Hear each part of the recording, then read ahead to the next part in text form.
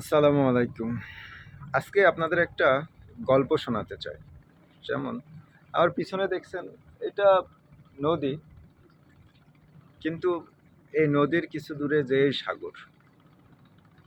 আসলে আজকে যেই ভিডিওটা বানানো এটা হলো আমার বাবাকে নিয়ে কাহিনী। যেমন আসলে বাবাদের মন বা বাবাদের চিন্তাধারা কত বড় এটার সাথে একটা সাগর অথবা একটা নদী আপনি যার সাথে তুলনা করেন না কেন আমার মনে হয় কমতে হয়ে যায়। আমি গত বছরে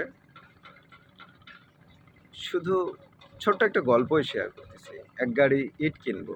তো আমার আব্বা কয়েকটা ভাটা দেখছে এবং ইটগুলো পছন্দ করছে। তার ভিতরে আসলে ইটটা খুব প্রয়োজনীয় বা অনেক বেশি এইজন্য না। জাস্ট আমার ভালো হবে কোনটা সেটার বিষয় দেখে সে অনেকগুলো ভাটা দেখে এক গাড়ি ইট কিনছে। আসলে ব্যাপারটা এইজন্যই বললাম যে বাবারা বিশেষ করে মা এবং বাবা আমাদের জন্য কতটুকু ভালো কিছু অপশন খুঁজে বা কতটুকু ভালো জিনিস দেয়। আমরা যা পছন্দ করি তার থেকে তারা হাজার গুণ এই জিনিসটা নিয়ে ভাবে যে আমার ছেলে কোনটায় ভালো থাকবে, কোনটা খারাপ থাকবে। বাবারা সবসময় তার সন্তানদের জন্য ভালো কিছুই আহ, পছন্দ করে আমার মনে হয়। যার আপনি যদি একটা সাগর অথবা একটা নদীর সাথে তুলনা করে কম হয়ে যাবে।